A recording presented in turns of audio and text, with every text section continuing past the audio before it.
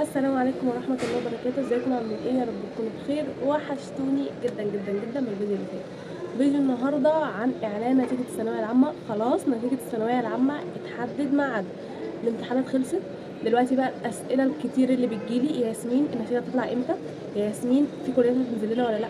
يا ياسمين نعمل ايه؟ يا ياسمين انا عايزة اراجع الامتحان، يا ياسمين مش عارفة ايه. بصوا كمية رسايل جاتلي على الانستجرام. بالمناسبة لو انتم مش متابعيني فده الانستجرام بتاعي، تابعوني. كمية رسايل جاتلي عن ناس عايزة تراجع الامتحان. يا جماعة، أول حاجة أنا بعتذر طبعا عن الخنفة اللي أنا فيها، بس أنا عندي برد. تاني حاجة، مراجعة الامتحان مش هتفيد. انت بتحسب درجات وربنا بيحسب درجات والمراقب بيحسب درجات والمصحح بيحسب درجات واهلك بيحسبوا درجات، وفي الاخر ربنا. فان انت تراجع الامتحان اولا مش احسن ليك، لان انت هتراجع واكيد مش هتحسب صح، يا اما لو حسبت صح هتحسب ان انت ممكن لا قدر الله ما تعديش. غير كده ان انت هتتوتر يعني هتتاذي نفسيا اكتر ما انت مأذي نفسيا. فاول حاجه نصيحتي ليك، ما تراجعش الامتحان ايا كان عملت فيه ايه. حليت حلو حليت وحش، ما تراجعش، ما عليك الا الدعاء. ادعي ان انت ربنا ينجحك وبس. ادعي وصلي واستغفر كتير فقط لا غير. لكن ان انت تراجع، ان انت تقعد تدور ده حل صح ده حل غلط، مش هيفيدك بحاجه. تمام؟ ده اول حاجه. تاني حاجه، نتيجه الثانويه العامه. اقروا معايا الخبر ده كده، كان نزل نتيجه الثانويه العامه هتظهر من خلال اسبوع او اسبوعين اقصى حاجه. على وقتنا ايام ما كنت انا في ثانويه عامه، نتيجه الثانويه العامه حرفيا ما قعدتش 5 ايام وطلعت.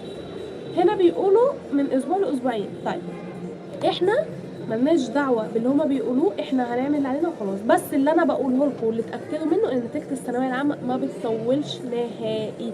نتيجه الثانويه العامه بتطلع على طول على طول حرفيا، مش بتطول نهائي، لان انتوا لسه عندكم تنسيق ولسه عندكم تقديم ولسه عندكم تقليل اغتراب، فعندكم حاجات ياما. فعلشان يطولوها مش هينفع، لان خلاص الدراسه على الابواب. يعني احنا في شهر 9، الدراسه 21/9، يعني قدامك حوالي 20 يوم.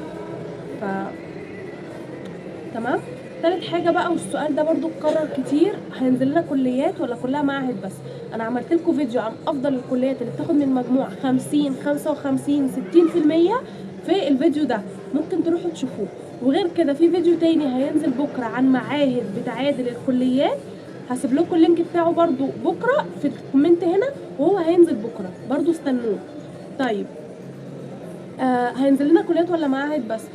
على حسب مجموعك هينزل لك، بس اللي انا شايفاه ان هينزل كليات، مش هيبقى كلها معاهد بس كليات ايه وبتاخد من كام وكل ده لسه ما عملتش ليه دراسه ولا شفته. فعلشان ما اقولكوش كلمه وتطلع من بق ياسمين ان ياسمين اللي قايلاها، لسه ما شفتهاش الصراحه. بس في فيديوهات انا نزلتها هتطمنكم شويه، زي الفيديو ده اللي انا سبته لكم من شويه: 5 كليات بتاخد من مجموع 50% فيما فوق، يعني من اول 50 وانت طالع.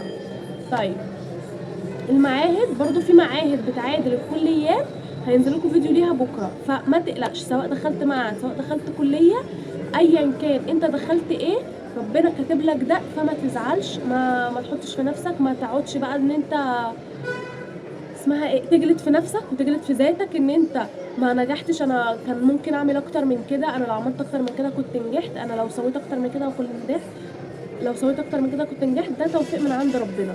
ايا كان ايه اللي حصل نقول الحمد لله وقدر الله ما شاء فعل. كل اللي علينا ان احنا ندعي ونركز في اللي جاي، نركز في مستقبلنا. والشاطر، انا الجمله دي دايما بقولها: الشاطر مش اللي ينجح من اول مره، الشاطر اللي لما يتحط في اختباره في مكان هو مش حابه يثبت نفسه فيه ويبين للناس شطارته. مهما يتقال عليه ده فاشل، ده ما بيفهمش، ده ما بيعرفش، ده مش فاهمه ينجح ازاي، ده مش عارفه يعمل ايه، ملناش دعوه بكلام الناس والكلام السلبي. كل اللي عليك ان انت تثبت نفسك. عندكم مثال: انا كنت بلوجر في ثانويه عامه، والكلام ده انا قلته قبل كده. قدر الله ما شاء فعل ان انا نزلت دور تاني ودخلت كليه انا ما كنتش حباها، بس اثبتت نفسي فيها. ازاي؟ ان انا كنت جايبه تقدير في الترم الاول ونجحت في السنه كلها بتقدير كويس جدا، وكنت طالعه الاولى على دفعتي. والفيديو ده هسيبه لكم برده، ممكن تروحوا تشوفوه تتاكدوا من كلامي. فاحنا اللي بنعمل نفسنا، واحنا اللي بنعمل مستقبلنا، واحنا اللي بنكون نفسنا، وملناش دعوه بالكلام السلبي وبكلام الناس، لان كلام الناس ولا بيودي ولا بيأخر، والناس كده كده بتتكلم. فانا عايزاك انت تطور من نفسك، تاخد كورسات، تشتغل على نفسك، تتعلم جرافيك، تتعلم برمجه، تتعلم تشتغل 3 دي ماكس، تعمل اي حاجه بيواكب العصر.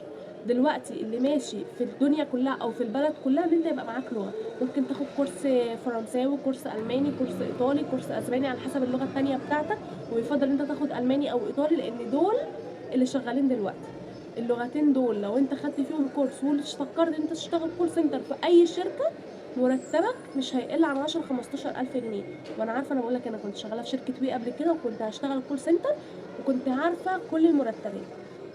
مرتب اللغه الانجليزيه كان بيبدا من 5000 جنيه.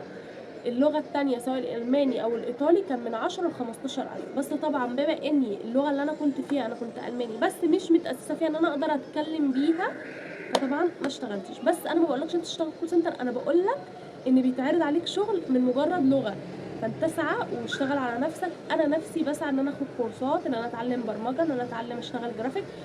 كل واحد بيثبت نفسه بشغله وبجهده. على قد ما هتجتهد على قد ربنا ما هيديك. ربنا مش هيديك او هيطلع بيك وانت قاعد كده محلك سر، ما بتشتغلش، ما بتذاكرش، ما بتعتمدش ان انت تاخد كورسات. تقول ربنا هي يعني هيخليني في احسن حال، او ربنا هيحسن من حالي. لا طبعا، ربنا عمر ما بيحسن من حال حد قاعد. ربنا بيقول اسعى يا عبد وانا اسعى معاك. انت هتسعى ربنا هيديك على قد سعيك، لكن طول ما انت قاعد محلك سر ربنا عمره ما هيبص لك اصلا. خلاصه الكلام ان انا على طول معاكم. فلو انت اول مره تشوفني او انت اول مره تشوفيني، اشتركي في القناه، لان القناه دي هتفيدكم جدا الفتره الجايه. انا هنزل لكم فيديوهات باستمرار الفتره الجايه، فاشترك في القناه واعمل لايك للفيديو ده عشان يتشاف ويعلى، ونعمل كومنت برايك في الفيديو. تابعوني على انستجرام، برد على كل الناس هناك حرفيا، وهناك ببقى يعني اكتف اكتر من اليوتيوب، لان اليوتيوب يعني محدود شويه عكس الانستجرام. تمام، فبس كده، ده الفيديو بتاع النهارده. توحشوني جدا جدا. الفيديو الجاي، باي باي.